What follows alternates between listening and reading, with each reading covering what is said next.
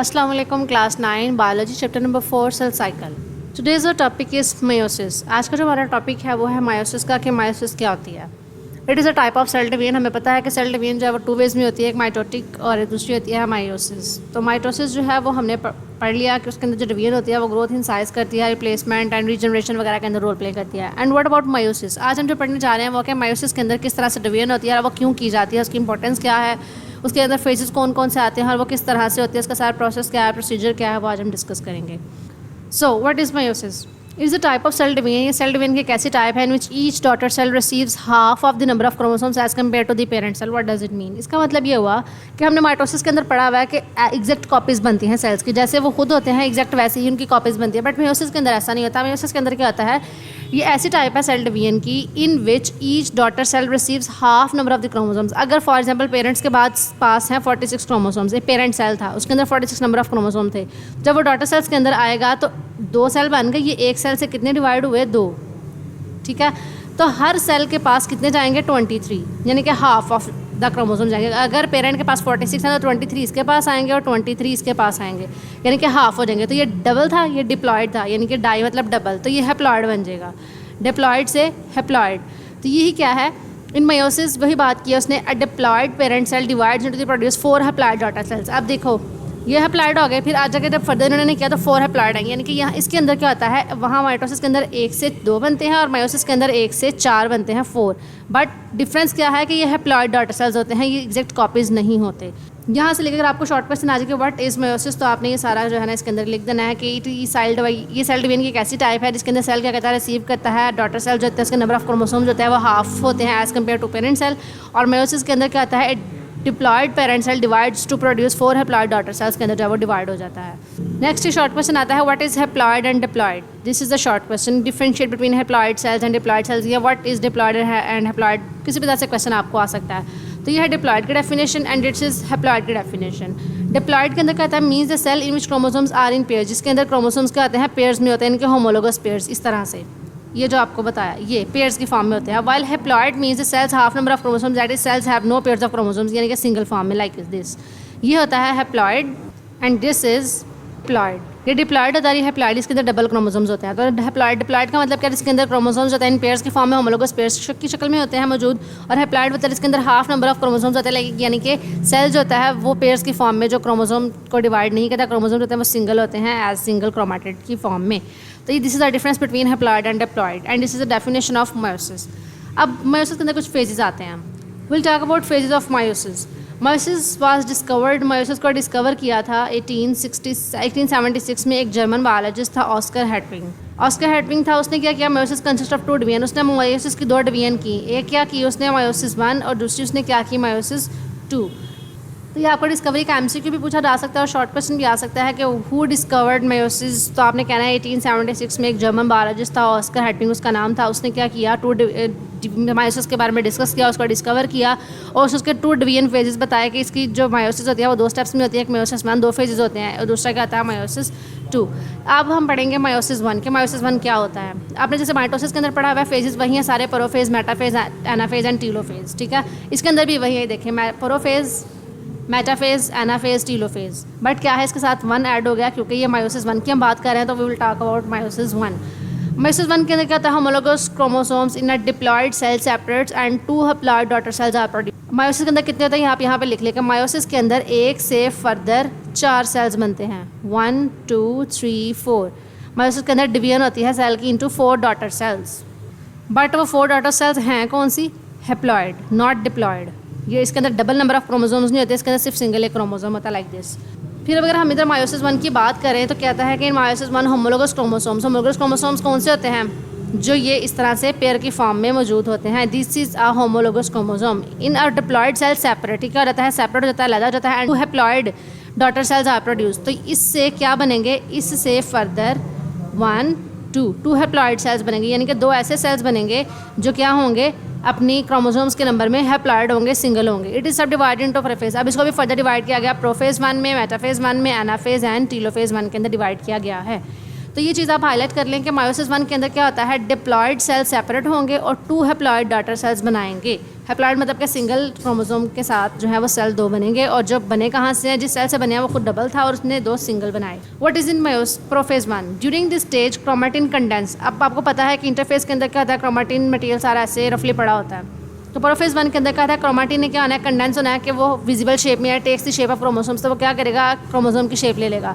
Each chromosome consist of 2 sister chromatids. हमें पता है कि ईच हर जो क्रोमोसोम है वो 2 सिस्टर क्रोमैटिड्स के अंदर ये जो है वो मौजूद है। ये अगर एक पूरा क्रोमोसोम है तो इसके अंदर ये 2 सिस्टर क्रोमैटिड्स हैं, दीज आर 2 सिस्टर क्रोमैटिड्स। वो सेपरेट हो जाते हैं मायोसिस 1 के अंदर, because the DNA has already replicated before meiosis. क्योंकि डीएनए जो होता है वो ऑलरेडी क्या होता है, रेप्लिकेट हो जाता है, अपनी कॉपीज़ बना लेता है, डिवाइड कर जाता है मायोसिस से पहले।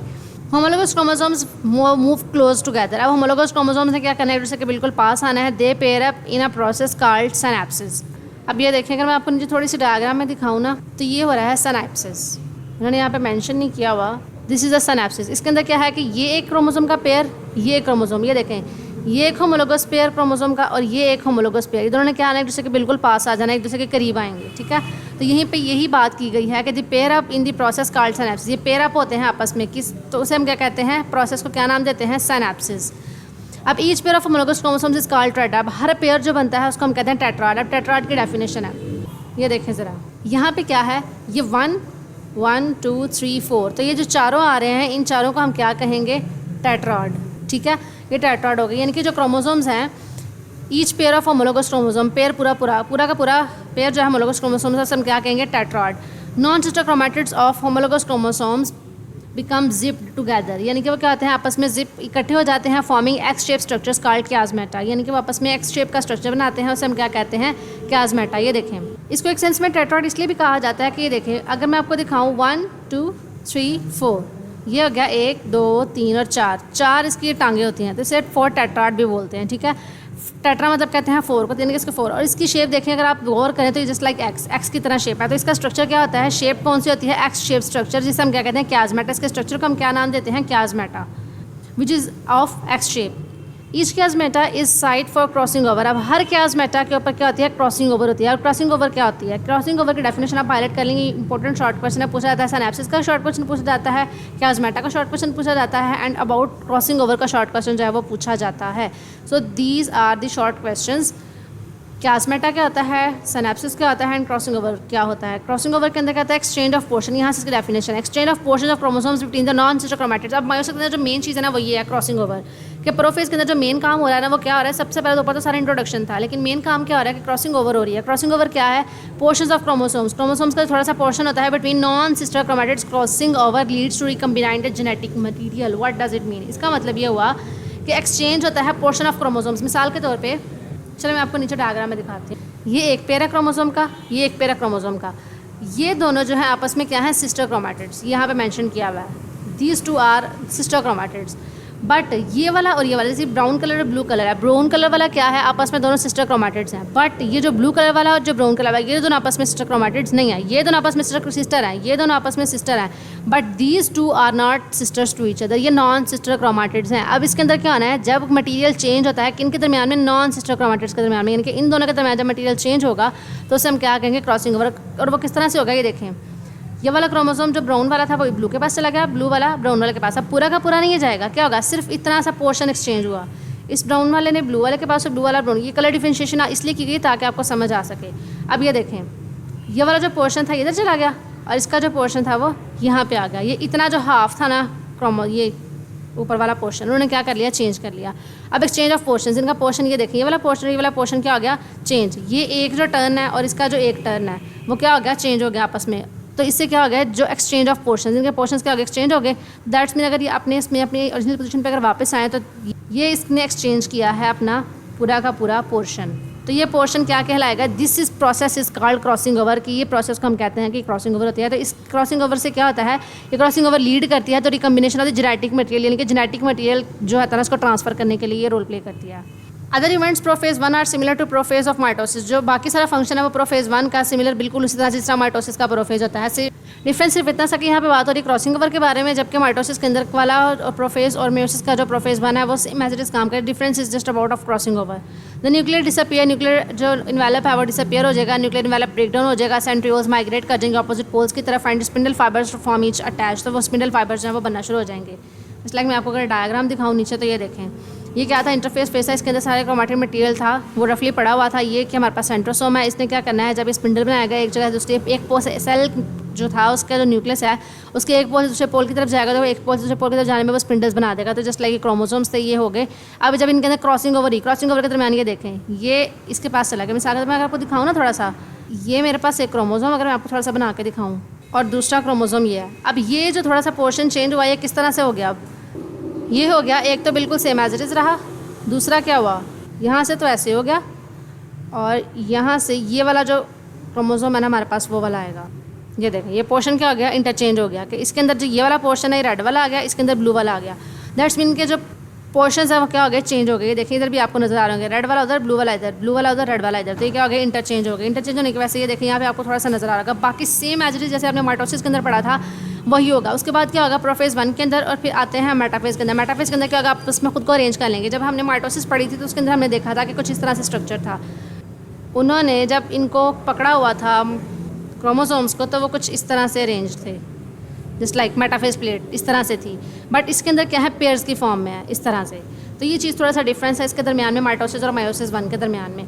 मेटाफेज के अंदर क्या है, tetrad attach with spindle fibre align together in equator. ये भी इक्वेटर के जरिए से खुद को क्या करेंगे, अलाइन करेंगे, अरेंज करेंगे। In this way they form metaphase plate. इसमें भी क्या हो गया, मेटाफेज प्लेट बनती है। The metaphase plate of meiosis 1 2 spindle fibres both poles attach the 1 pair of homologous chromosome. यानी कि पूरा का पूरा पेयर लेंगे, ये सिंगल क्रोमैटिड को नहीं लेंगे, ये पूरा का पूरा पेयर लेंगे। ये वाला पूरा पेयर यहाँ पे और एक पेयर यहाँ पे ले लिया उन्होंने।